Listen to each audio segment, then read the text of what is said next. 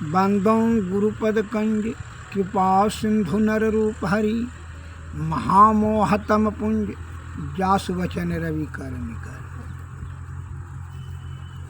भक्तगणों को तथा धर्म अनुरागियों को मेरा हार्दिक नमन। ध्यान बिंदु उपनिषद सत्संग योग में सामवेद के इसमें एक पद में आया है, अनहतम तू यत शब्दम तस्य शब्दस्य यत परम तत्परम विद्यन्ते यस्तु स योगी छिन्न संशयः। अनाहत के बाद जो निःशब्द परम पद है, योगी उसे सबसे बढ़कर समझते हैं और जहाँ सब संशय दूर हो जाते हैं।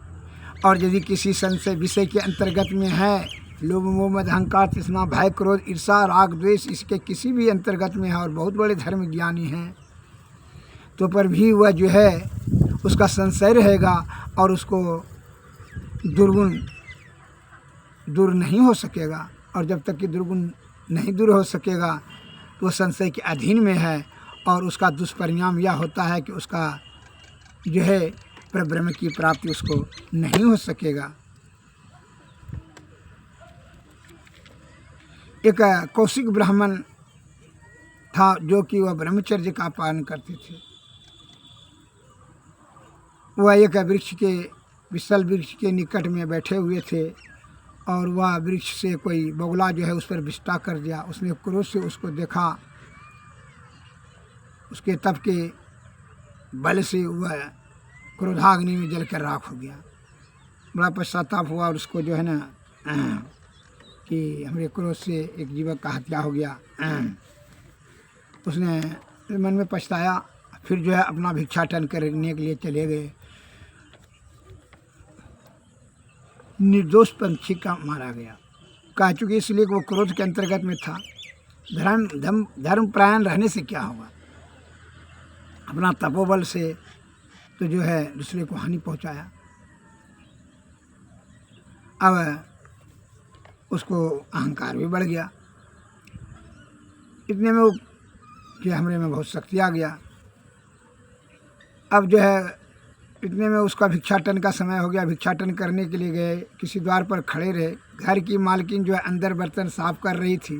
कौशिक ने सोचा काम पूरा होने पर जो है मेरी तरफ ध्यान देगी, किंतु इतने में उस में स्त्री का पति जो किसी काम से बाहर गया हुआ था लौट आया। आते ही बोला, बड़ी भूख लगी है, खाना परोसो। पति की बात सुनते ही गृह पत्नी कौशिक की परवाह न करके अपने पति की सेवा टहल में लग गई। पानी लाकर उसने पति के पांव धोए, आसन बिछाए, थाली परोसी और पंखा झेलने लगी। कौशिक द्वार पर जो है कौशिक ब्राह्मण द्वार पर बहुत देर खड़े रहे।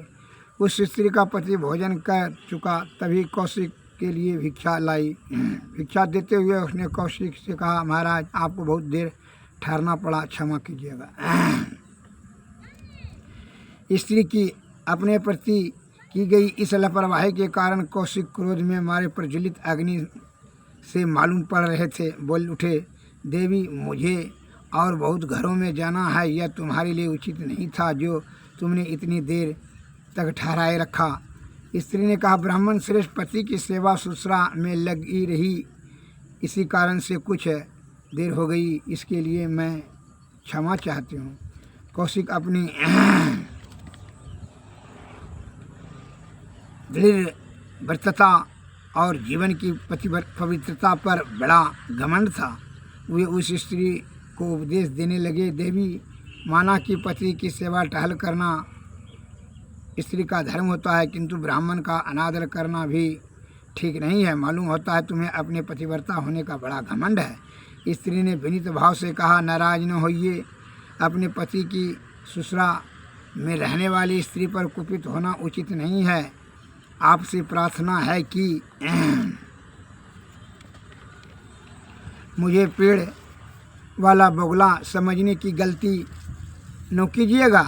आपका क्रोध पति की सेवा में रत सती का कुछ बिगाड़ नहीं सकती। मैं बगुला नहीं हूँ। स्त्री की बातें सुनकर ब्राह्मण कौशिक चौंक उठे। उन्हें बड़ा अचरज हुआ कि इस स्त्री को बगुले के बारे में कैसे पता लगा। आश्चर्य कर रहे थे कि इतने में वह बोली, महात्मन आपने धर्म का मर्म को नहीं जाना। शायद आपको इस बात का पता नहीं है कि क्रोध एक ऐसा शत्रु है जो मनुष्य के शरीर के अंदर रहते हुए ही उसका नाश कर देता है। मेरा अपराध तो क्षमा करें। आपके लिए उचित यह है कि आप मिथिलापुरी में रहने वाली धर्म व्याध के पास जाकर उनसे उपदेश ग्रहण करें। उस पतिव्रता स्त्री ने बोली, आप जाकर धर्म व्याध से उपदेश जाकर ग्रहण कीजिए, मिथिलापुरी में है। ब्राह्मण विस्मित होकर, देवी आपका कल्याण हो। आप मेरी जो निंदा कर रही हैं, मेरा विश्वास है कि यह मेरी भलाई के लिए है। मैं अवश्य मिथिला जाऊंगा और धर्म व्यास से उपदेश ग्रहण करूंगा। यह कहकर कौशिक मिथिला नगरी को चल पड़े।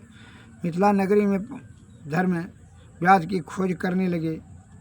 खोजते खोजते किसी ने कहा कि जो है वह आदमी जो बैठा हुआ है मांस बेच रहा था वही धर्म व्याध है। उन्हें बताया तो वे दुकान पर बैठे हुए थे, वे ही धर्म व्याध हैं। ब्राह्मण बड़े कुत्सित भाव से नाक भाव सिकोड़ कर दूर पर ही खड़े रहे। उन्हें कुछ समय में समझ में नहीं आ रहा था कि धर्म व्याध यह मांस बेचता है। उसका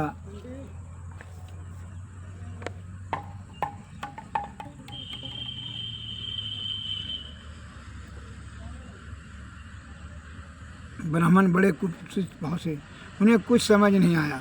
ब्राह्मण को यूं ही भ्रम में पड़ा देखकर कसाई जल्दी से उठकर उनके पास आया और बड़ी निर्ममता से साथ, भगवान आप सती साध्वी स्त्री ने ही तो कही आपको मेरे पास नहीं भेजा है। सुनकर कौशिक सन्न रह गए।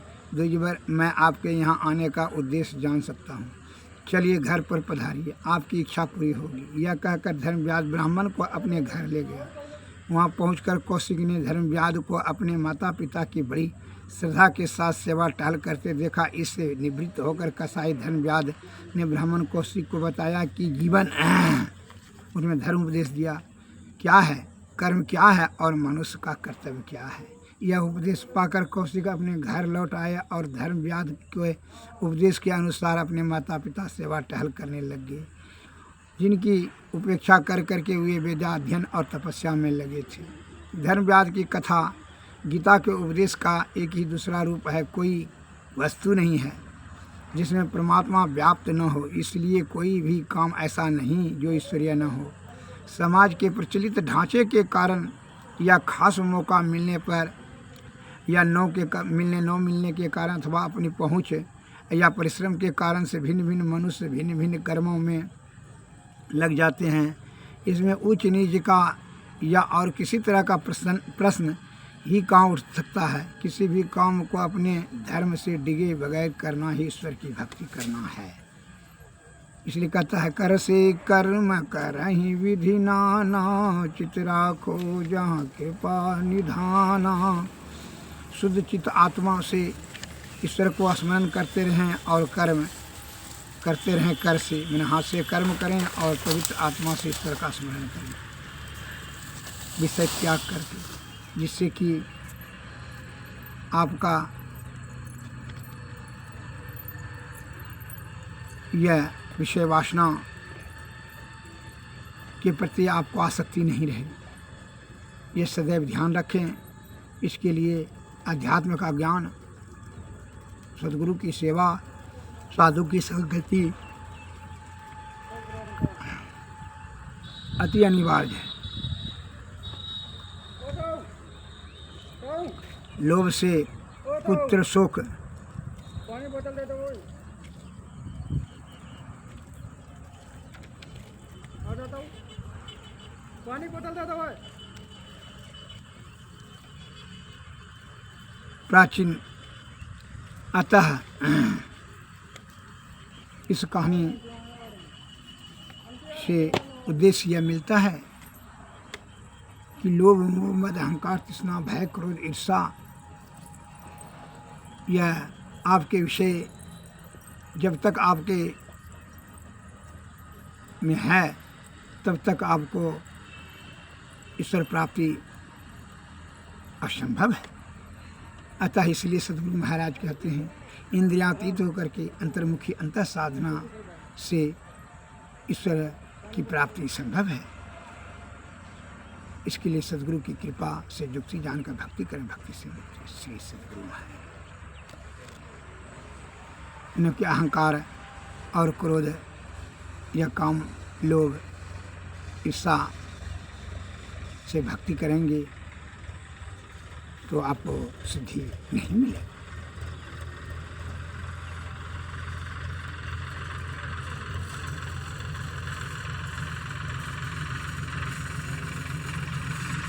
अहंकार, और मैं उदाहरण दिया आपको इस कहानी से। अहंकार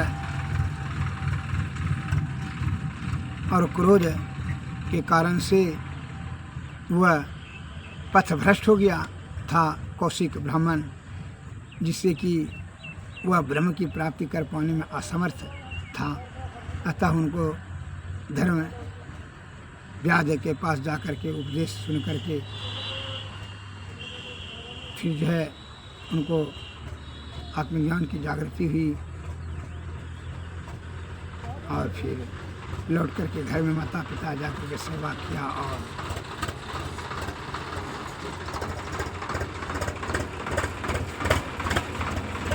कार्य संलग्न।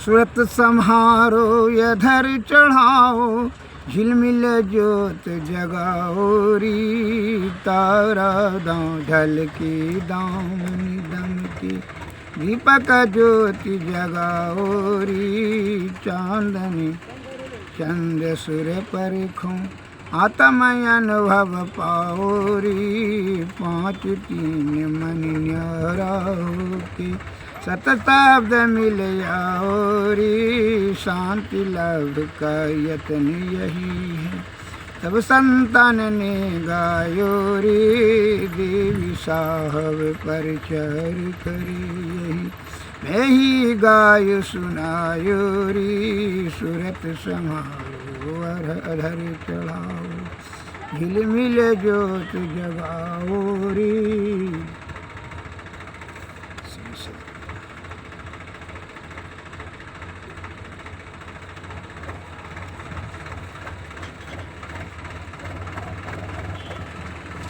जब तक कि आप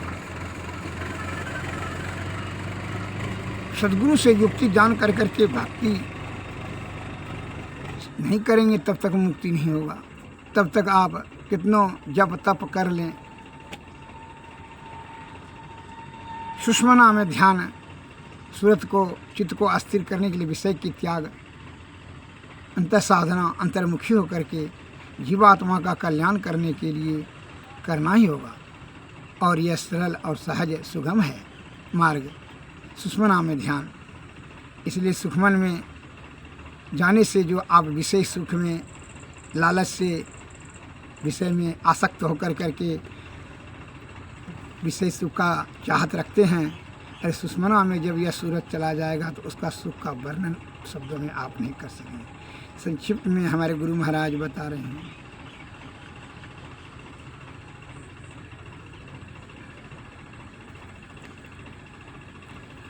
सुख मन के झीना नाल ते अमृत की धारा बही रही, मीन सूरत धर धार भाटा से सीरा चढ़ी रही, गुरु मंत्र जप गुरु ध्यान कर, गुरु सेव कर यति प्रीति कर, गुरु की आज्ञा मान प्यारी कर, सदा गुरु की कही रही, सुख मन की झीना नाल से अमृत की धारा वही रही, मीन सूरत धार धर भाटा से सीरा चढ़ी रही, उस नाल का जीना द्वारा गुरु तुझे देंगे, बता दो नैना समाध्य सुख मन, सन्मुख सुई अग्र दर ले लही रही, तम फटे ज्योति भरी आकाश का तू सैर कर, शब्द अनहत सार में मिल लहले सतपद को सही रही दुख दर्द भव की सब मिटे सतगुरु चरण स्थित से गुरु भक्ति बिन कछु ना बने मैं ही सकल संतन कही रही सुकुमन कि झीना नाल से अमृत की धारा वही रही।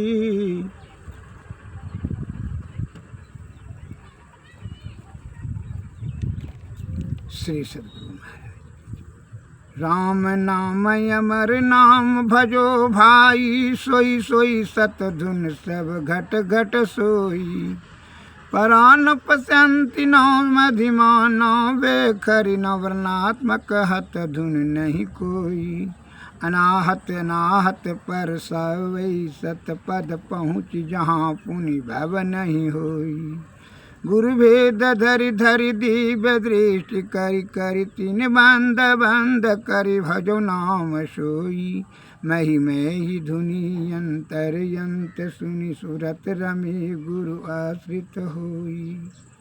श्री सद्गुरु महाराज।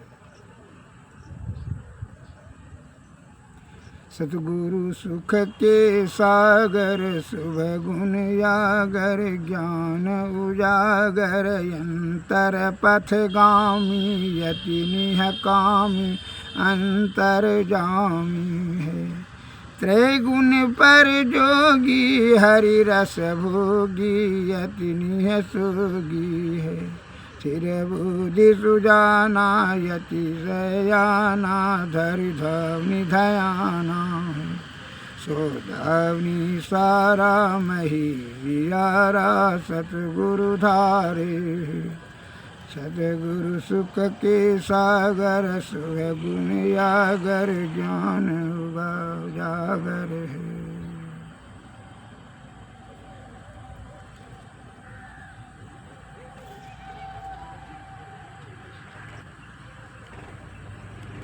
श्री सद्गुरु महाराज की आरती चैन मंदिर में कीजे दृष्टि जुगल कर सन मुख दीजिए चमकै बिंदु सूक्ष्म यति जल ब्रह्म ज्योति अनुपम लख